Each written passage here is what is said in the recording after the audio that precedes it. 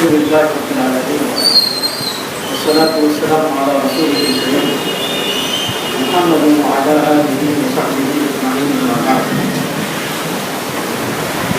أعوذ بالله من الشيطان الرجيم. بسم الله الرحمن الرحيم. رب اشرح لي صدري ويسر لي أمري واحلل عقدة من لساني يفقهوا قولي.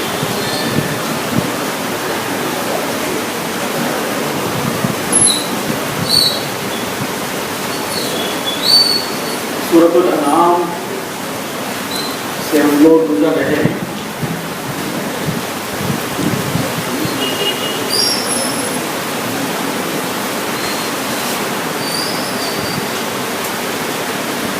وقالوا لولا انزل عليه ملك.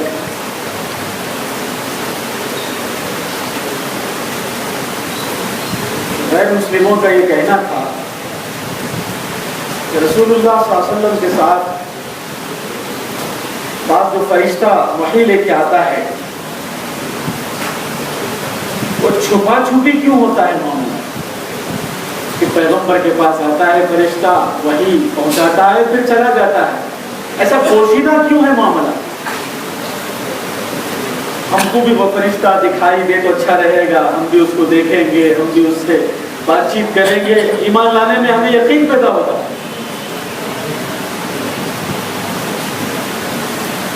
اللہ اس کا جواب دیتے ہوئے کہتا ہے اگر فرشتہ آپ کے پاس آ جائے تو پھر آپ کو اس کے بعد زندگی کی مہلت نہیں ملے گی, اس لیے کہ ملک الموت جب آتا ہے تو پھر اس کے بعد مہلت نہیں ملتی. اور پھر اللہ یہ جواب دیتا ہے کہ اگر ہم کسی فرشتے کو بھیجیں گے بھی آپ کے پاس رسول کی حیثیت سے تو اس کو ایک مرد, اس کو انسان بنا دیں گے. پھر انسان بنا دیں گے تو پھر آپ اسی شبے میں مبتلا ہوں گے جس شبے کا ابھی آپ اظہار کر رہے ہیں.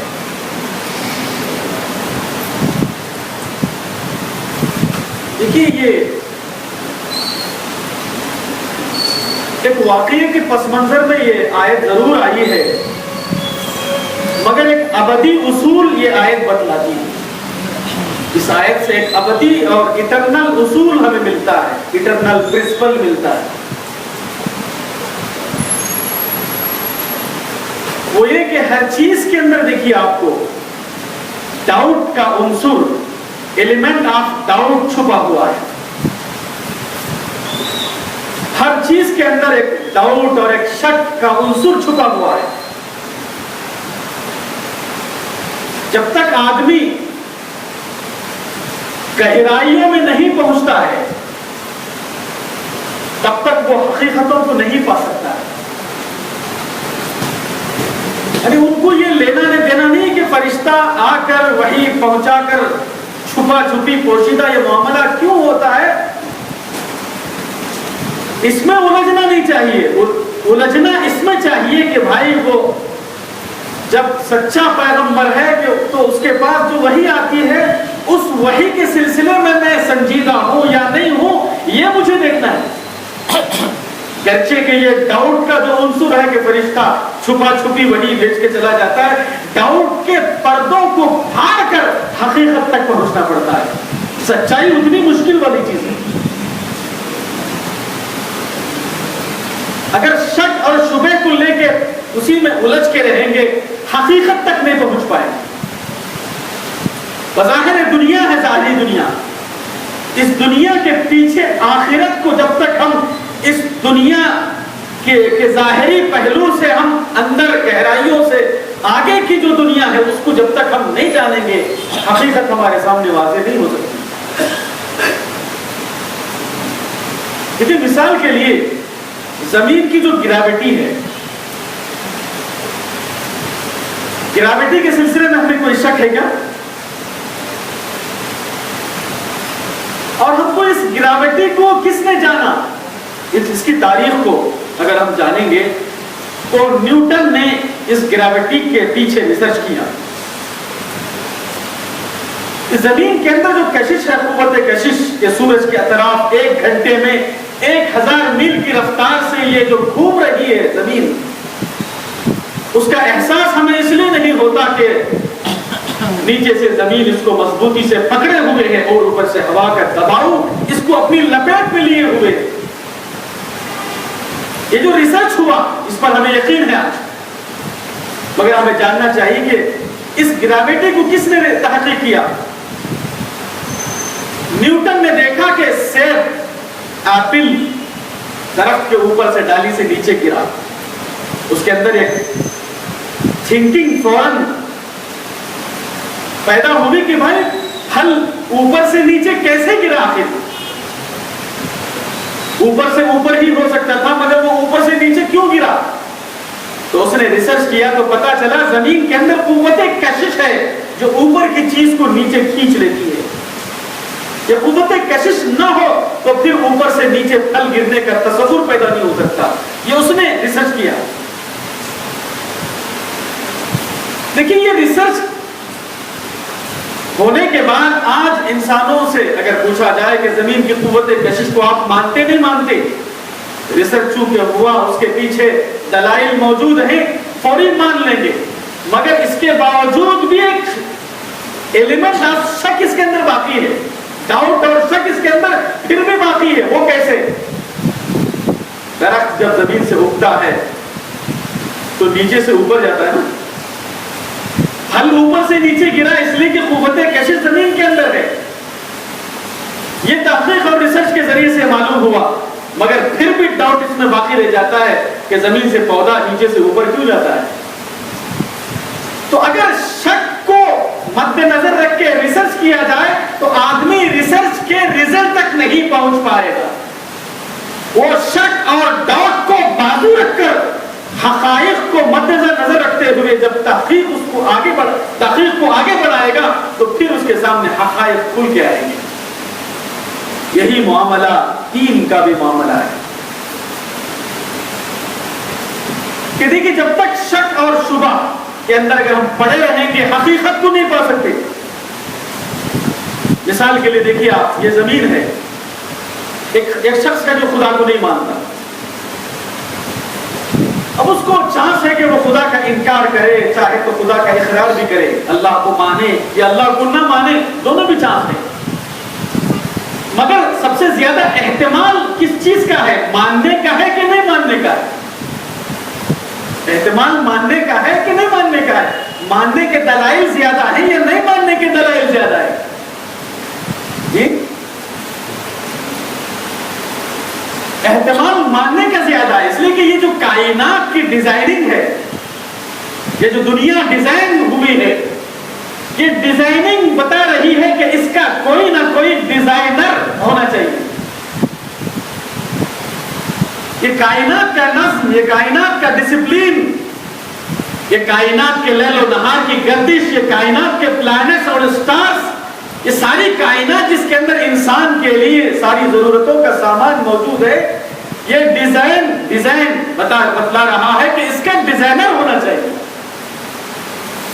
مگر پھر بھی انسان کو شک باقی رہ سکتا ہے۔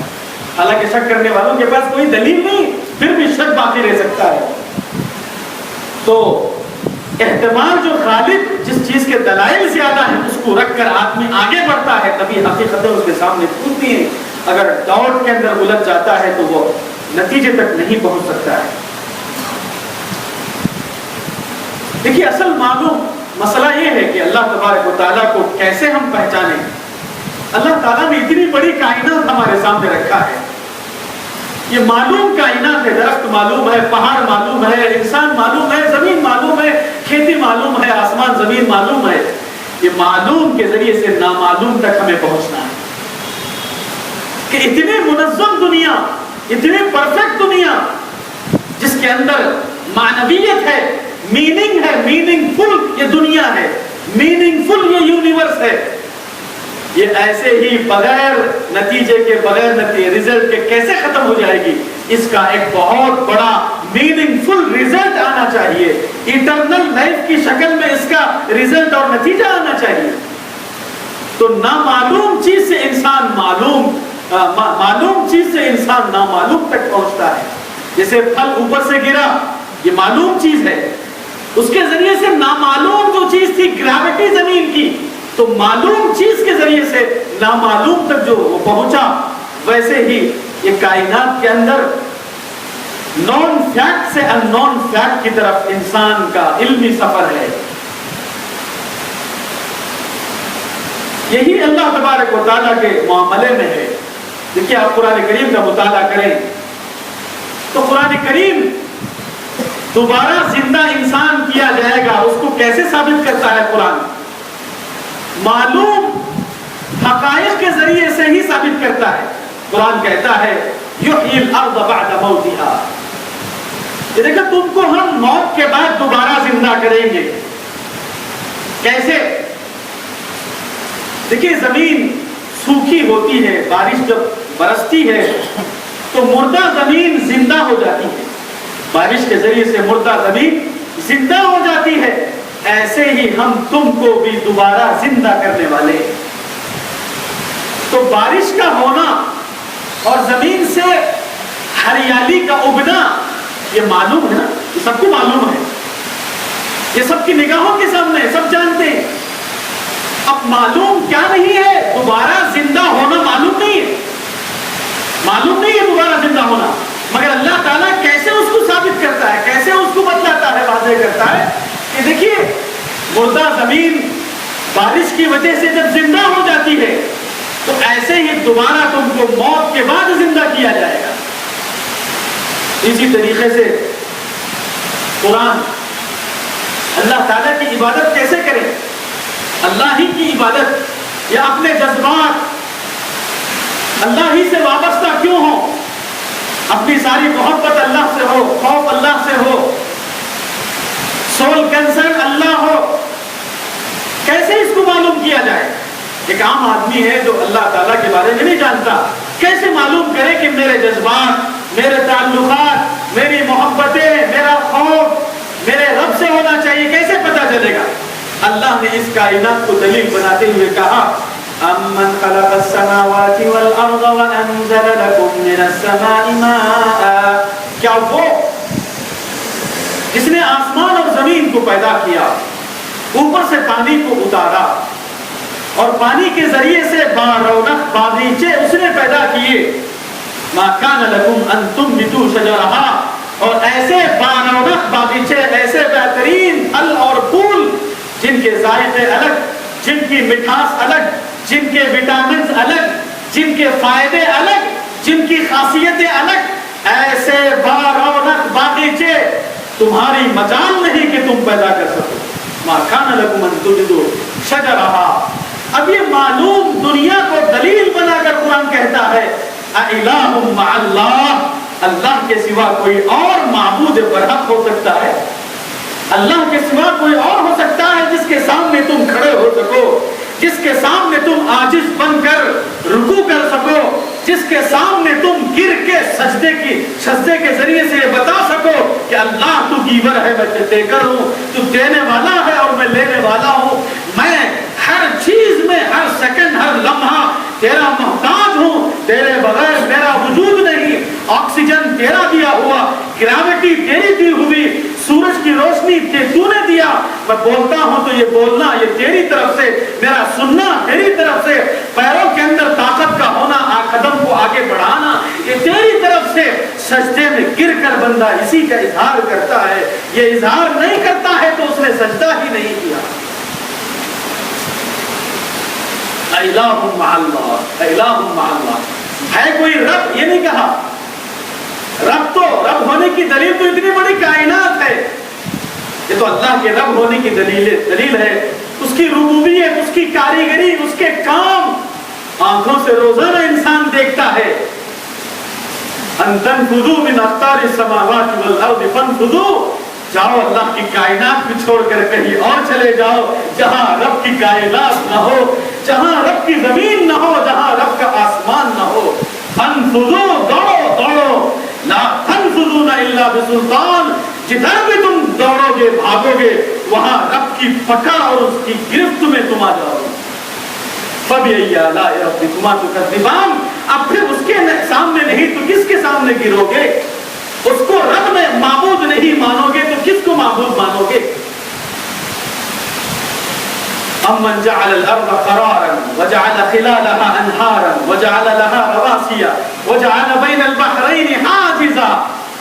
کیا وہ رب جس نے زمین کو قرار کی جگہ بنایا، جس نے کھیتیوں میں نہروں کو جاری کر دیا، جس نے پہاڑ کو میخ بنا کے کاٹ دیا، اور جس نے دونوں سمندروں کے بیچ ایسے پردے کو رکھ دیا کہ ایک طرف اٹھاؤ میٹھا پانی، دوسری طرف اٹھاؤ بالکل کھارا پانی، دونوں پانی تو ایک پانی دوسرے پانی سے تو ملتا ہے، ملنا پانی کی خاصیت ہے، مگر عجیب عظمت ہے رب کی، ونڈرفل ہے وہ پروردگار کہ ملنے والی چیز کو ملنے نہیں دیتا۔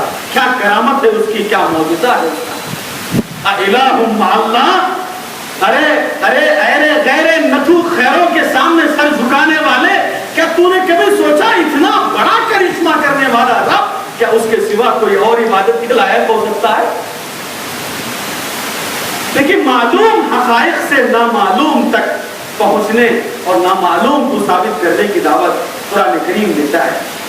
اسی طریقے سے وَمِن كُلِّ شَيْءٍ خَلَقْنَا زَوْجَيْنِ لَعَلَّكُمْ تَذَكَّرُونَ، ہر چیز میں جوڑے، درختوں میں جوڑے، حیوانوں میں جوڑے، انسانوں میں جوڑے، ہر چیز میں جوڑے ہیں، یہاں تک کہ الیکٹران اور پروٹان کے اندر بھی جوڑے ہیں، اس ایٹم کے اندر بھی جوڑے ہیں، تو ہر چیز جوڑوں سے بنی ہوئی ہے، تو اس دنیا کا بھی ایک جوڑا ہونا چاہیے، وہ آخرت کا جوڑا۔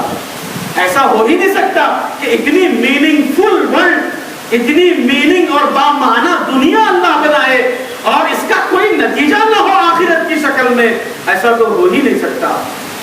دیکھیے انسان کے اندر کتنی خواہشات موجود ہیں، بہت سارے خواہشات ہیں انسان کے اندر۔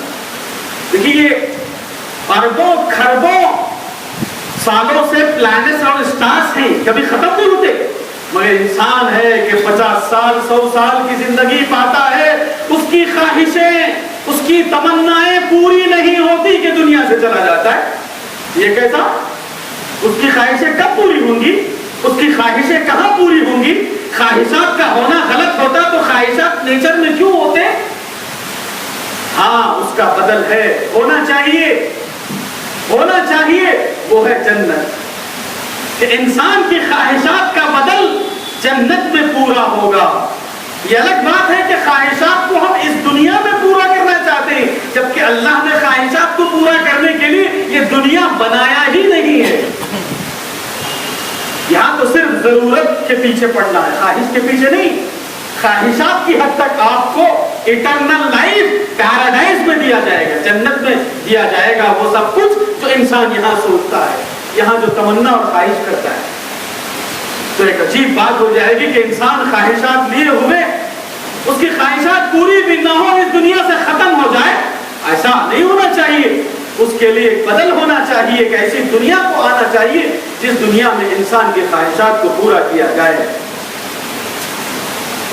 دیکھیے بڑا عجیب و غریب موضوع ہے قرآن کریم کا قانون التباس، کہ آدمی شک اور ڈاؤٹ ہر چیز میں پیدا ہوگا، ہر چیز میں ڈاؤٹ اور شک پیدا ہوگا، مگر شک ڈاؤٹ گمان اس میں پھنسنے والا آدمی بڑی حقیقتوں کو نہیں پا سکتا، بڑی باتوں کو وہ سمجھ نہیں سکتا، اور نتیجہ خیز اس کا ختم نہیں ہو سکتا، اور اونچا اور بڑا کام وہ نہیں کر سکتا۔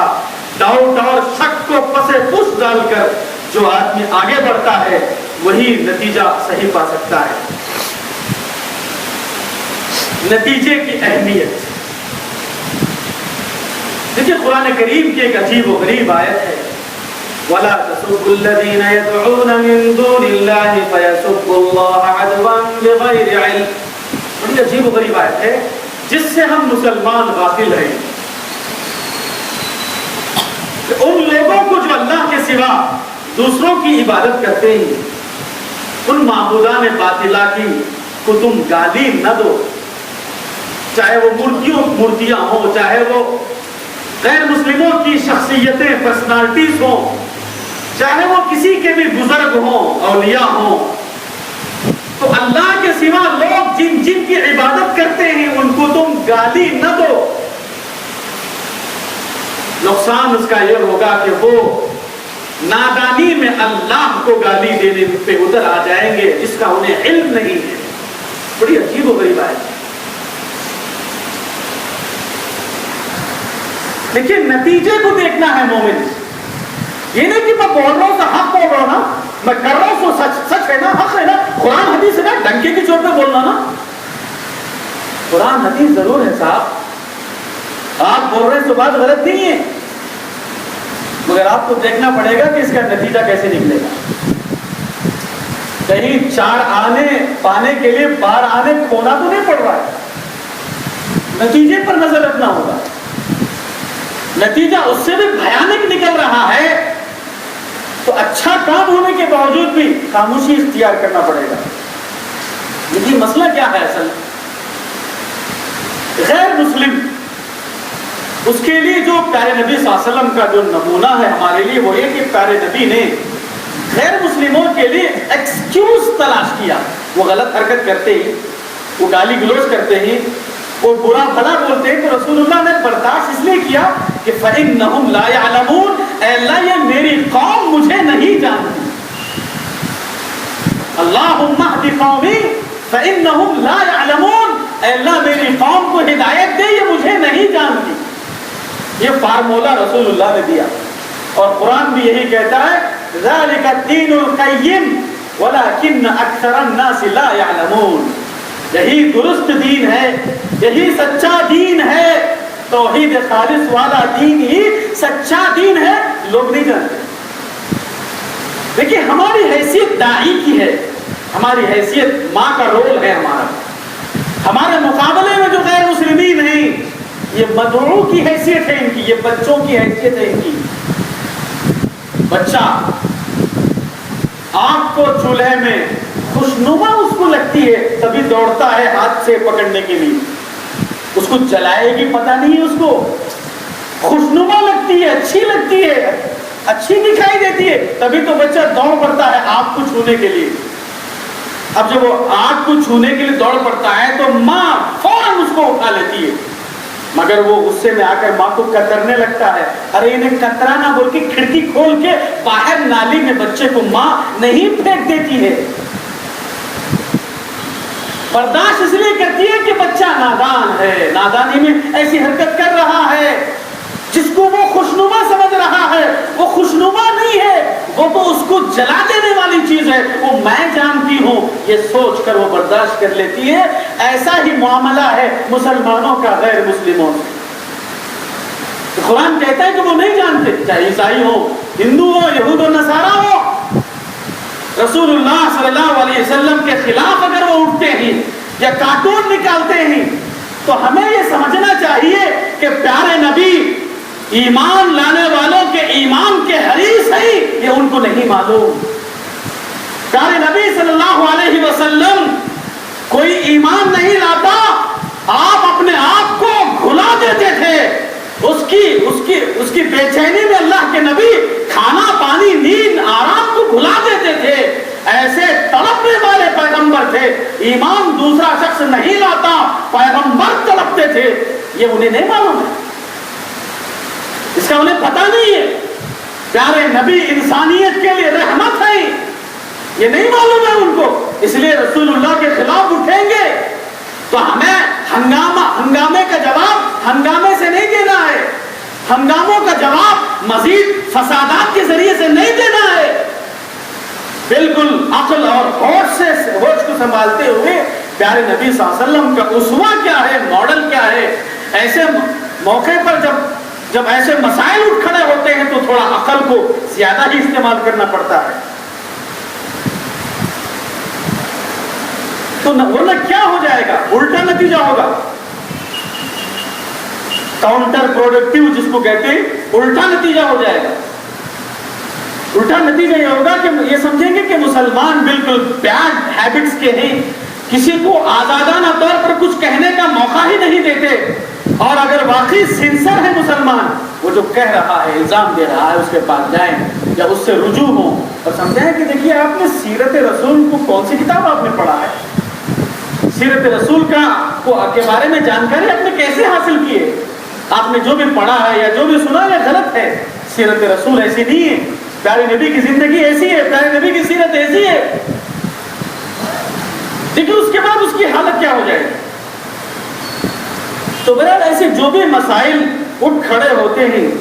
ایسے میں انسان کو نتیجہ دیکھنا پڑتا ہے. یہ رہا مسئلہ کہ توحید کو آپ اس کی شکل میں دلائل کے ذریعے سے رکھتے ہیں, شرک کو آپ اس کی حقیقی شکل میں دلائل سے رکھ رہے ہیں. یہ اپنی جگہ پر حق ہے, یہ تو کرنا ہے. ایسا نہیں کہ ان کی شخصیتوں کے سلسلے میں دیکھیے رسول اللہ صلی اللہ علیہ وسلم کے خلاف کوئی کھڑا ہوتا ہے تو کوئی اچھا کام نہیں کر رہا, استغفر اللہ, بہت بڑا جرم کر رہا, بہت بڑا جرم کر رہا, بہت بڑا ظلم کر رہا ہے. مگر بہت بڑا ظلم تو کر رہا ہے, مگر اس کے لیے کس طرح کا قدم ہمیں بڑھانا چاہیے؟ کیا اس طرح کا قدم کہ باقاعدہ ان کے خلاف جو جھنڈا لے کے کھڑے ہو جائیں اور احتجاج کریں, ریالیاں نکالیں اور ڈون کریں, وہ کریں, یہ کریں. اب دیکھنے والے جو ٹیلی ویژن میں دیکھ رہے ہیں ارے کیا ہنگامہ کر رہے ہیں. بھائی کوئی ایک شخص رسول اللہ کے خلاف کہہ رہا ہے تو سنجیدگی سے اس کو جواب دیں کہ بھائی رسول اللہ کے بارے میں آپ جو تصور رکھتے ہیں ایسا نہیں ہے, صحیح تصور یہ ہے, قرآن آپ نے پڑھا ہے کیا, آپ نے سیرت پڑھا ہے کیا. سنجیدگی سے اس کا جائزہ لینا چاہیے, سنسیریٹی سے, بجائے وہ کرنے کے ٹائراں جلانا شروع کر دیے, آٹواں جلانا شروع کر دیے اور دکانیں جلانا شروع کر دیے. یہ کیا ہے غلط حرکت, یہ سنت کا طریقہ تھوڑی. دیکھیے پڑوسی ملک میں جو ہے کارٹون کے سلسلے میں ایسا ہوا, یہ وہ دکانہ وکانہ یہ وہ جلائے اور اس پہ کئی مسلمان ختم ہو گئے. جوش اور جذبات ایسے دکھاتے ہیں مسلمان, گویا جو سب سے زیادہ درد دین کا انکش ہے.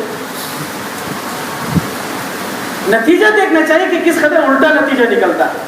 نتیجہ صحیح نکلتا ہے تو قدم ضرور بڑھانا چاہیے, نتیجہ الٹا نکلتا ہے اس کے بجائے اچھا نتیجہ نکلنے کے لیے آپ سنجیدگی سے جو رجوع ہو, مسئلے کو حل کریں.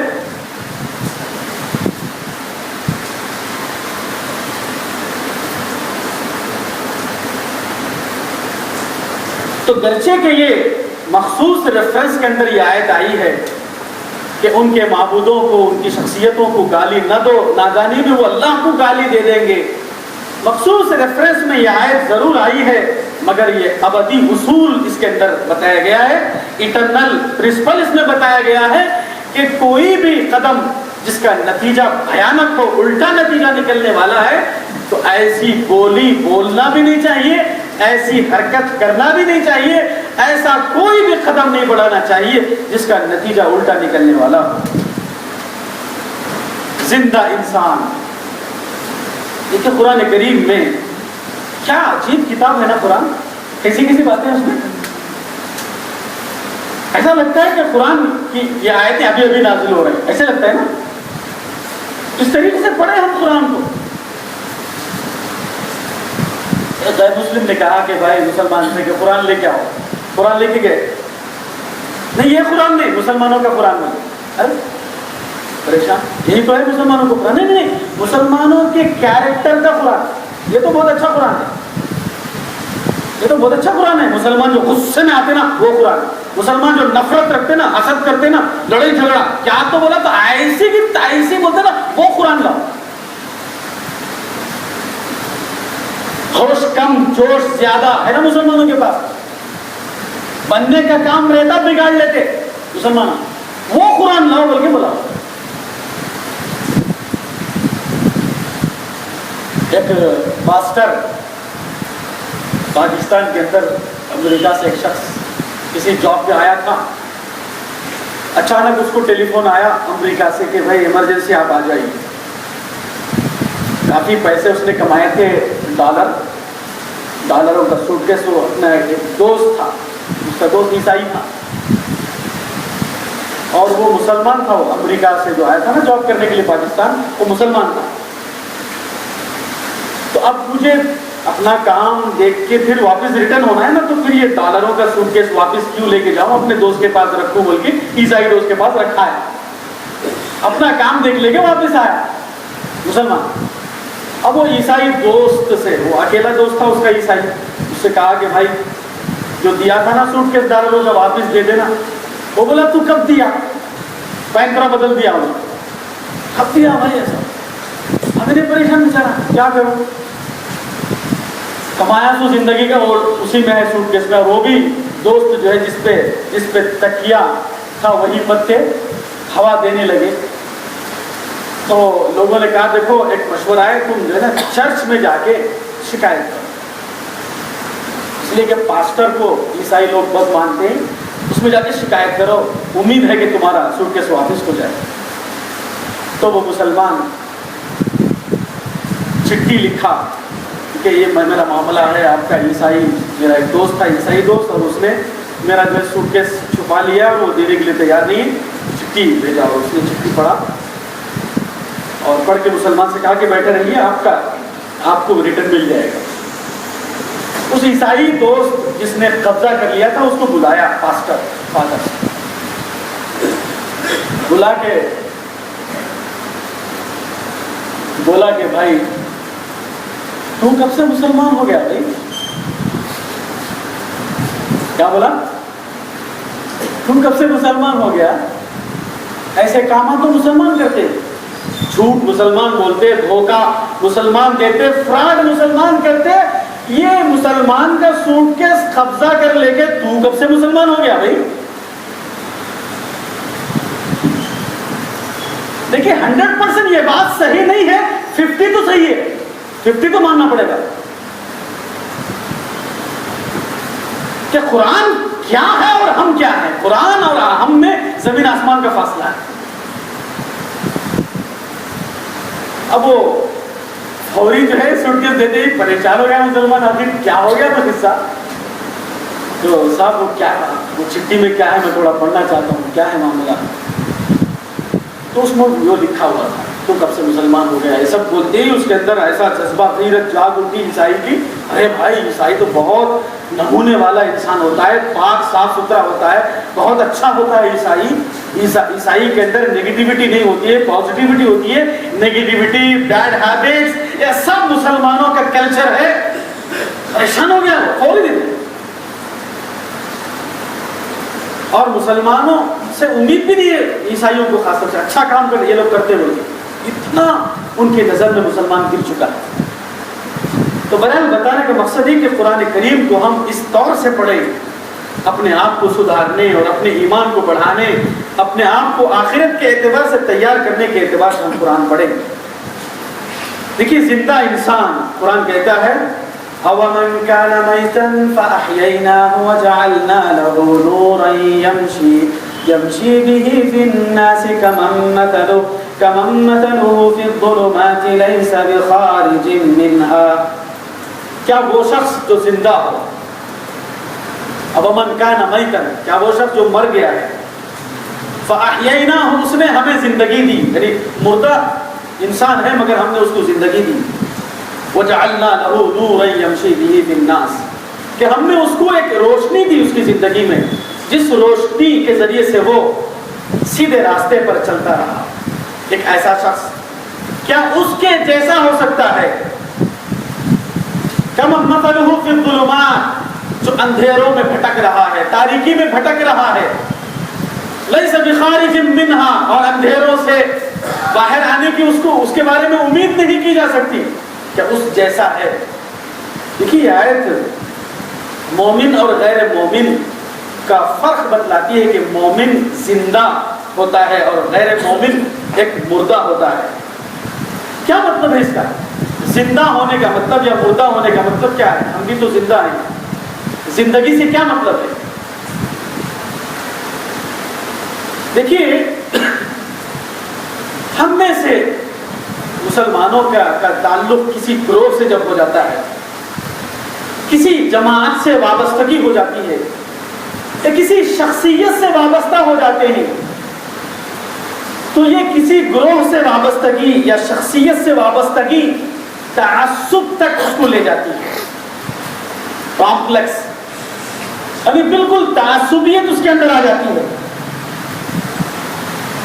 اور وہ اوپن مائنڈ نہیں ہوتا ہے، کنڈیشن مائنڈ ہوتا ہے، کہ وہ یہ دیکھتا ہے کہ بھائی یہ بیان کرنے والے عالم صاحب ہماری جماعت کے ہیں یا دوسری جماعت، وہ یہ نہیں دیکھتا کہ عالم صاحب قرآن کی بات بول رہے ہیں یا ان کے باوا کی بات بول رہے ہیں، یہ نہیں دیکھتا ہے، وہ حق بول رہے ہیں یا نہ حق بول رہے ہیں، وہ غلط بول رہے ہیں یا اپنی بات بول رہے ہیں، یہ نہیں دیکھتا ہے، وہ چہرے کو دیکھتا ہے کہ یہ ہماری جماعت کے ہیں یا نہیں۔ یہ ہمارے بزرگ ہیں یا نہیں ہیں؟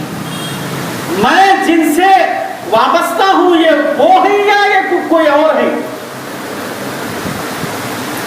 تو یہ وابستگی تو تعصب سے وہ جڑ جاتا ہے، اس تعصب سے اس کو باہر نکلنا مشکل ہو جاتا ہے، اوپننس نہیں ہوتا ہے، کھلی سوچ والا نہیں ہوتا ہے، اوپن مائنڈ کا نہیں ہوتا ہے کہ سچائی جہاں سے بھی آئے اس کو لے لو، غلط بات اپنی گروہ سے آ رہی ہے چھوڑ دو، غلط بات اپنے گروہ سے اپنے بزرگ سے آ رہی ہے چھوڑ دو، اور سچی بات اپنے لوگوں سے نہیں باہر سے کسی اور سے مل رہی ہے لے لوں، یہ اوپننس نہیں ہوتا ہے۔ تو ایسے شخص کے بارے میں کہا کہ وہ غیر مومن ہے، وہ مردہ ہے، بظاہر وہ چل پھر تو رہا ہے مگر وہ ذہنی طور سے، نفسیاتی اعتبار سے، سائیکالوجی اعتبار سے، سوچ کے اعتبار سے وہ مردہ ہے۔ دیکھیے اصل کیا ہے مسئلہ؟ حق کو قبول کرنے کے سلسلے میں جو رکاوٹ ہوتی ہے وہ کیوں ہوتی ہے؟ اس لیے کہ آدمی اپنے گروہ یا جس سے وہ وابستہ ہے اس سے اوپر اٹھ کر وہ سوچ نہیں پاتا ہے۔ اوپر اٹھ کر جب سوچتا ہے تبھی اس کو سچائی اور حق ملتا ہے، تبھی وہ اوپن مائنڈ سے جب کسی چیز کو دیکھتا ہے تو وہ سچائی کا عاشق ہوتا ہے، سچائی کا وہ شیدائی ہوتا ہے۔ سچائی کہیں سے بھی ملے، اپنوں سے ملے، دوسروں سے ملے، وہ نہیں دیکھتا ہے، بس یہ دیکھتا ہے کہ ملنے والی چیز سچائی ہے یا نہیں۔ یہی ہے حق اور باطل کا فرق۔ تو ایسا انسان جو ہے حقائق پر جس کی نظر ہو تو وہی زندہ انسان ہے، حقائق پر جس کی نظر نہ ہو، پرسنالٹیز پر جس کی نظر ہو، یا گروہ جس سے وہ وابستہ ہے، یا شخصیت جس سے وہ وابستہ ہے، اسی سے وہ لینا چاہتا ہے، تو یہی اندھیرا اور تاریک ہے جس میں وہ بھٹکتا رہے گا، باہر نہیں آ پائے گا۔ ایک اور آیت، آخری آیت جس میں ہدایت اور ضلالت کو بتلایا گیا کہ فَمَن يُرِدِ اللَّهُ أَن يَهْدِيَهُ يَشْرَحْ صَدْرَهُ لِلْإِسْلَامِ وَمَن يُرِدْ أَن يُضِلَّهُ يَجْعَلْ صَدْرَهُ ضَيِّقًا حَرَجًا كَأَنَّمَا يَصَّعَّدُ فِي السَّمَاءِ۔ دیکھیے اللہ تبارک و تعالیٰ جس کو ہدایت دیتا ہے تو اس کے سینے کو کھول دیتا ہے ہدایت کی خاطر، جس کو گمراہ کرنا چاہتا ہے اس کے سینے کو تنگ کر دیتا ہے۔ دیکھیے ہم اس آیت سے غلط فہمی کے شکار نہیں ہونا اللہ کے بارے میں کہ اللہ جس کو چاہتا ہدایت دے دیتا، جس کو چاہتا گمراہ کر دیتا، یہ مطلب نہیں اس کا۔ دیکھیے اللہ تعالیٰ قرآن کریم کے کہنے کا انداز جو ہے اس انداز سے کہیں غلط فہمی کے شکار نہیں ہونا، بلکہ انسان کے کو اللہ تبارک و تعالیٰ نے جو فریڈم دیا ہے، آزادی دیا ہے، چاہے تو وہ آزادی کا صحیح استعمال کر کے ہدایت حاصل کر سکتا ہے، چاہے وہ اپنے آزادی کا مس یوز کر کے گمراہی کا راستہ اختیار کر سکتا ہے۔ غلطی ہم کر کے الزام اللہ کو دیں، یہ کہاں کی انصاف ہے، کہاں کا انصاف ہے؟ تو اصل مسئلہ ہدایت جس کو دیتا ہے سینہ اس کا کھل جاتا ہے، کیا مطلب ہے اس کا؟ ہدایت جس کو نہیں ملتی اس کا سینہ تنگ ہو جاتا ہے، کیا مطلب ہے اس کا؟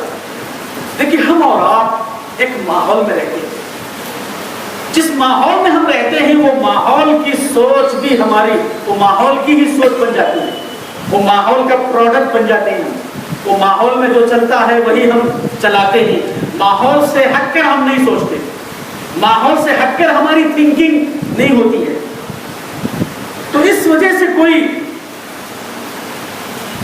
اوپر اٹھ کے نہ سوچنے کی وجہ سے، اوپر اٹھ کر ماحول سے اوپر اٹھ کر نہ سوچنے کی وجہ سے کوئی سچی بات بھی آتی ہے تو ہمیں تنگی محسوس ہوتی ہے۔ دیکھیے اس کی مثال ایسی ہے جیسے فلائٹ دیکھیے آپ جب ٹیک آف ہوتا ہے تو ایک قسم کی تنگی محسوس ہوتی ہے دل میں، اگر آپ کو تجربہ ہوا ہے تو ایک قسم کی تنگی محسوس ہوتی ہے۔ کیوں؟ اس لیے کہ وہ ابھی تک زمین پر تھا، زمین پہ چل رہا تھا تو ایسا لگ رہا تھا کہ ہیٹک بس چل رہی ہے، فاسٹ چلتا ہے نا نیچے، تو سادہ سیدھا دکھ رہا تھا۔ جب وہ ٹیک آف ہوتا ہے تھک بول کے تو ایک قسم کا جھٹکا محسوس ہوتا ہے اور سینے کے اندر جو ہے روپٹے کھڑے ہو جاتے ہیں اور ایسا لگتا ہے کہ تنگی محسوس ہوتی ہے۔ تو وہ آدمی جو ماحول کے اندر رہ کر ماحول کی سوچ اپنی سوچ بنا لیتا ہے، ماحول کا پروڈکٹ بن جاتا ہے، تو وہ سچائی کو پا نہیں سکتا، اس لیے کہ سچائی کو پانے کے لیے ٹیک آف ہونا پڑتا ہے، اپنے آپ کو وہ ماحول سے بھی اوپر اٹھانا پڑتا ہے، تب جا کے اس کو سچائی کو پا سکتا ہے، وہ دنیا کے پیچھے آخرت کا سبق وہ لے سکتا ہے، اور کریشن کے پیچھے کریٹر کی اسے یاد آ سکتی ہے، پرپز آف کریشن، یعنی ہر تخلیق کے پیچھے وہ خالق تک پہنچتا ہے، ہر مخلوق کے پیچھے وہ سوچ کر خالق تک اس کی، کریٹر تک اس کی پہنچ ہوتی ہے۔ اصل یہ نفسیاتی جو رکاوٹ ہے، اس کی وجہ کیا ہے؟ کیوں آدمی ٹیک آف ہو کر سوچ نہیں پاتا ہے؟ ماحول کے اندر جو چل رہا ہے وہی سوچتا ہے، ماحول سے ہٹی ہوئی کوئی بات سنائی دیتی ہے فوراً ڈاؤٹ میں آ جاتا ہے، فوراً شک میں آ جاتا ہے، فوراً گمان کرنے لگتا ہے کہیں میں گمراہی کے راستے میں تو نہیں، پریشان ہو جاتا ہے۔ اس کی وجہ کیا ہے؟ ایک وجہ تو یہ ہے کہ کوئی اپنے آپ کو مقدس ہستیوں سے اتنا زیادہ وابستہ کر لیتا ہے کہ ان کو چھوڑتے ہوئے اس کو محسوس ہوتا ہے کہ وہ بالکل برباد ہو جائے گا۔ اپنی خاص علماء ہوتے ہیں جن سے وہ جڑا رہتا ہے، ان علماء کے سیڈی سنتا ہے، ان علماء کے بیانات سنتا ہے، وہ علماء جو بولے اول آخر اس سے ہٹ کر کوئی بولا تو مانتے ہی نہیں اسے، یعنی ان کی وابستگی خاص اسپیکر سے ہو جاتی ہے، خاص خطبہ سے، خطیبوں سے، خاص علماء سے، اسپیکر سے ہو جاتی ہے، تو وہ اس سے ہٹ کر کسی اور سے جو ہے بات سنتا ہے تو تب تک یقین نہیں کرتا جب تک کہ ان سے نہ پوچھ لے۔ تو یہ رکاوٹ ہے ٹیک آف ہو کر نہ سوچنے کی۔ اور دوسری جو رکاوٹ ہے وہ یہ کہ اپنے مصلحتوں کا نظام ٹوٹنے کا اندیشہ اس کے اوپر اتنا زیادہ چھا جاتا ہے کہ اس کے لیے حق کی طرف اقدام کرنا ممکن نہیں رہتا۔ مصلحتیں، یہ بھی مصلحت کا تقاضا ہے، مصلحت کا تقاضا یہی ہے کہ جو ہے ہم سب کو لے کے چلنا ہے نا، حق ناحق سب ہوتے رہتا، ایڈجسٹ کر کے چلتے رہنا، ورنہ جو مصلحتوں پر ریمارک ہو سکتا ہے، انسان کو جو ہے مطلب کاروبار میں رکاوٹیں آ سکتی ہیں یا سوسائٹی میں بدنام کیا جا سکتا ہے، اس کو ڈر کر وہ حق کو نہیں اپناتا۔ دوسری چیز، کسی کو نظر آتا ہے کہ حق کو ماننا اپنی بڑائی کے مینار کو اپنے ہاتھ سے گرا دینا ہے۔ میرا ایک مقام ہے سوسائٹی میں، جماعت میں، مسجد میں، محلے میں، میرا ایک مقام ہے، اگر میں اس سچائی کو مان لوں تو پبلک تو اس سچائی پر نہیں چل رہی نا، اگر میں اپنا لوں تو یہ پبلک جو آج سلام کر رہے نا مجھے، کل جوتے لے کے میرے ساتھ شروع کرے، اس ڈر سے بھی آدمی حق کو نہیں اپناتا ہے۔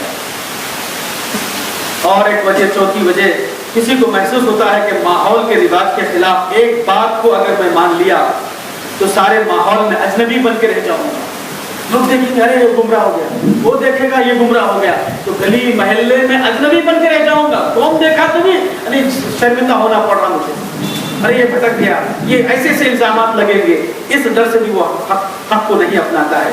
اس طرح کے خیالات آدمی کے اوپر اتنا مسلط ہو جاتے ہیں کہ حق کو ماننا اس کو ایک بے حد مشکل بلندی پر چڑھنے کے ہم ماننے لگتا ہے، جس کو دیکھ کر آدمی کا دل تنگ ہونے لگتا ہے۔ اس کے برعکس سچائی کہیں سے بھی آئے، کسی سے بھی آئے، سچائی کو کون لیتا ہے کہ جو کمپلیکس فری ہوتا ہے، کمپلیکس فری یعنی عصبیتوں سے، جھمیلوں سے، تنگ سوچ سے بالکل اوپن سوچ اس کی ہوتی ہے، کھلی سوچ، کھلا ذہن، کھلا مائنڈ، اوپن مائنڈ اس کا ہوتا ہے، نفسیاتی پیچیدگیوں میں جو مبتلا نہیں ہوتا ہے، اور دین کی اور سچائی کی بات کو پہلے نمبر پر رکھتا ہے، اپنی عزت، اپنا عہدہ، اپنی شہرت، مال، دولت، یہ ساری چیزوں کو سیکنڈری بنا دیتا ہے، تو وہ آدمی، اور پھر سچائی کا متلاشی، سیکنگ مائنڈ، سچائی جہاں سے بھی ملے، حکمت کی بات، وہ مومن کی گمشدہ چیز ہے، وہ کہیں سے بھی آئے اس کو لے لینا اس کا سب سے زیادہ وہ مستحق سمجھتا ہے۔ سیکنگ مائنڈ اس کا ہوتا ہے، سیکر۔ وَوَجَدَكَ ضَالًّا فَهَدَىٰ، اے پیغمبر ہم نے آپ کو سیکنگ مائنڈ والا دیکھا، سیکر دیکھا، تو فَهَدَىٰ ہم نے آپ کو ہدایت دی۔ تو ہدایت ایسی نہیں ملتی ہے، اس کے لیے تڑپنا پڑتا ہے، اس کے لیے فریادیں کرنا پڑتا ہے، اس کے لیے گڑ گڑانا پڑتا ہے کہ اللہ میں گمراہ ہوں، تو ہدایت نہیں دے گا تو ہدایت ملنے والی نہیں، یہ موت تک یہ مزاج ہونا پڑتا ہے۔ جس دن یہ سمجھ لیا کہ میں بہت جان لیا، وہ ابلیس ہے، وہاں سے وہ شیطان ہو جائے گا، شیطانیت اس کے اندر آ جائے گی، اس لیے کہ میں تجھ سے بہتر بولنے والا یہ ابلیس تھا۔ موت تک حضرت عمر رضی اللہ عنہ کے بارے میں آتا ہے، کان یتعلم من کل احد، عمر رضی اللہ عنہ मजदूर से भी सीखते थे, आमिल काम करने वाले से भी सीखते थे, हर शख्स से सीखते थे हज़रत उमर। ये नहीं कि सिर्फ अपने उस्ताद से सीखते थे, रसूलुल्लाह से सीखते थे, बाकी किसी और से नहीं सीखते थे, नहीं, हर शख्स अपने से बड़ा हो उससे भी सीखते थे, अपने से छोटा हो उससे भी सीखते थे, अपना हम असर हो उससे भी सीखते थे। तो सीकिंग माइंड ये बहुत जरूरी है हिदायत के लिए। जिस दिन ये ब्लॉक हो जाएगा, डेड हो जाएगा, फिर ब्रेक इन सर्विस वाला मामला हो जाएगा, वो आदमी की सीनियरिटी खत्म हो जाएगी, फिर वो जो है नर्सरी में चला जाएगा। तो सीकिंग माइंड जिसके अंदर हो, कॉम्प्लेक्स फ्री जो हो, तो ऐसा आदमी बिला ताखीर सच्चाई उसके सामने आती है, फौरन ले लेता है। वो चेहरों को नहीं देखता, वो दाढ़ी को नहीं देखता, वो झुब्बा पाजामा पैंट को नहीं देखता, बल्कि वो सच्चाई को देख लेता है। तो ये बहुत बड़ी बात इसके अंदर बताई गई है कि हिदायत किसको मिलती है और जलालत में कौन रहता है, रोशनी में कौन चलता है और तारीकी में कौन भटकते रहता है। अल्लाह से दुआ है कि इलाहुल आलमीन मुझे और आपको सच्चाई का मुतलाशी मौत तक बनाए रखे और हमारे अंदर ज़्यादा से ज़्यादा इल्मी जुस्तजू, सच्चाई की तलाश, हक़ को पाने का जज्बा अल्लाह ये हमारे अंदर कूट कूट के भर दे। अल्लाह हमारे अंदर अनानियत ना आने पाए, हमारे अंदर असबियत ना आने पाए, हमारे अंदर हसद ना आने पाए, हमारे अंदर किसी किस्म की तंगी आने ना पाए। अल्लाह हिदायत के लिए जो सिफात ईमान वालों के होते हैं, जो सिफात अंबिया के थे, सहाबा के थे, हिदायत के मामले में जिस कदर वो सीकिंग माइंड वाले थे, अल्लाह वो मिजाज हमारा बना ताकि मौत तक हमारे अंदर ज़्यादा से ज़्यादा सीखने और अपने अंदर खशियत पैदा करने और अल्लाह ताला की रज़ामंदी को हासिल करने का जज्बा पैदा फरमाए। व आखिरु दावाना अल्हम्दुलिल्लाहि रब्बिल आलमीन। सुब्हानल्लाहि व बिहम्दिही, सुब्हानल्लाहि व बिहम्दिही, अशहदु अन ला इलाहा इल्ला अंता, अस्तगफिरुका।